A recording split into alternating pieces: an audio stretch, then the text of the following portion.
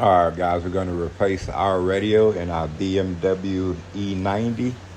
First thing we're going to do is use a pry tool, separate the radio. Now we have two Phillips screws on each side, so we're going to remove those.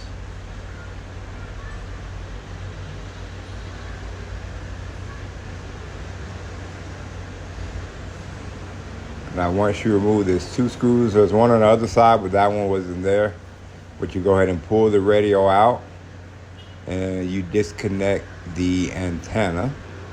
And then right here in the back, we have a little connection where you have to pull down on a clip.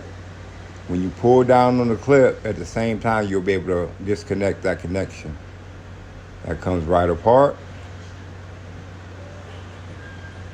Now we have that apart, we're going to replace it with the new radio, the replacement radio. So we grab that same connection, you connect it, push it in, and clip that clip in again, and then we connect the antenna again. We'll put the radio back in place. You may have to jiggle it around a little bit, but it'll get back in place. Now we still have those two Phillips head screws, so we have the first one we'll put in, and then you'll see the second one here. Put that in.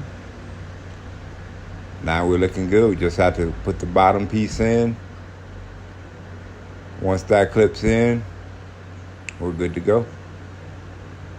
So you just try your radio out, listen to it, and you're good to go. That'll save you a $1,200 fee at the dealership.